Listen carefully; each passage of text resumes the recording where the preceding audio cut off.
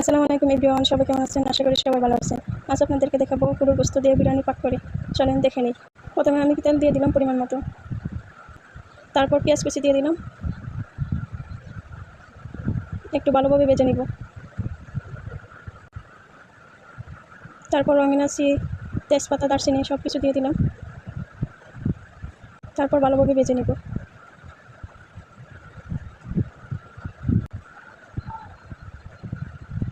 তারপর রসুন বাটা দিয়ে দিলাম, আদা বাটা দিয়ে দিলাম, তারপর লবণ পরিমাণ মতো দিয়ে দিলাম। তারপর আমি মাংসগুলো দিয়ে দিলাম, একটু ভালোভাবে ভেজে নিব।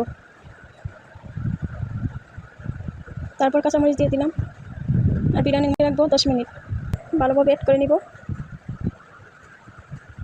তারপর গরম পানি দিয়ে দিলাম,